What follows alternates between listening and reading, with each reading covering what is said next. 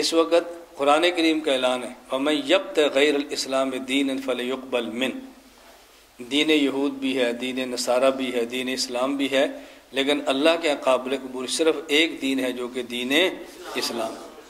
تو دین اسلام کے دین برحق ہونے کے دلائل کیا ہیں؟ یہ ذہن میں رکھنا، 4 چیزیں ایسی ہیں کہ جو دین اسلام کے باقی ادیان پر غالب آنے کی دلیل ہے، اور یہ ہماری کھلی گفتگو ہے پوری دنیا میں کہ کوئی بندہ اس پر بات کر سکتا ہے تو کرے۔ یہود کہتے ہیں ہمارے نبی کا کلمہ پڑھو، نصارہ کہتے ہیں ہمارے کا پڑھو، اور ہم کہتے ہیں ہمارے نبی کا پڑھو، ہمارے نبی کا کلمہ پڑھو، کسی کا نام اسلام ہے۔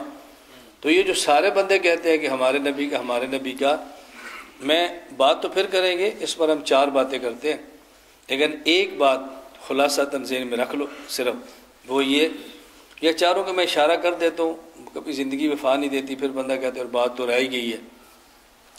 ہم کہتے ہیں کہ سارے لوگ اس نبی کا کلمہ پڑھیں جس کا اعلان ہو کہ میں سب کا نبی، اور وہ صرف ایک ہے۔ ہم موسیٰ علیہ السلام کلمہ پڑھ لیں اور قیامت سے کہ ہماری سفارش کرو، وہ فرمائے میں نے تو نہیں کہا تھا میرا کلمہ پڑھو، تم نے کیوں پڑھا؟ فائدہ کیا ہوا؟ نمبر 1، ایسے نبی کا نام لو کہ جس کا اعلان ہو میں سب کا نبی، اور یہ کون ہے؟ حضور پاک صلی اللہ علیہ وسلم۔ نمبر 2، ایسے نبی کا کلمہ پڑھو کہ جس نبی کا اعلان ہو کہ میں آخری نبی ہوں، میرے بعد کسی اور نے نہیں آنا۔ یہ کون ہے؟ صرف، باقی کسی نبی کا اعلان نہیں ہے کہ میں آخری نبی ہوں، کسی نبی کا اعلان نہیں۔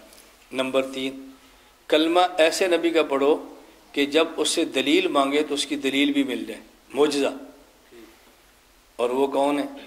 حضور۔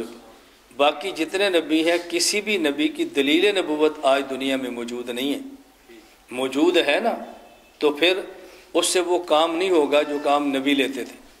موسیٰ علیہ السلام کا عصا آج بھی موجود ہے، اور میں نے اپنی آنکھوں سے دیکھا ہے، ترکی میں نے دیکھا ہے موسیٰ علیہ السلام کا عصا کی میں نے زیارت کی، بالکل قریب سے ہم دیکھ کر آئے۔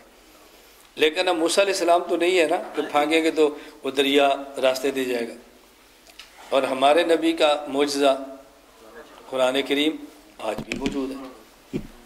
نمبر 4، نبی کا کلمہ پڑھنے کا مطلب ہوتا ہے کہ نبی کی تعلیمات پر عمل کریں۔ کسی ایسے نبی کا نام لو جس کی تعلیمات آج بھی محفوظ ہوں، وہ صرف ایک نبی حضرت محمد مصطفیٰ صلی اللہ علیہ وسلم۔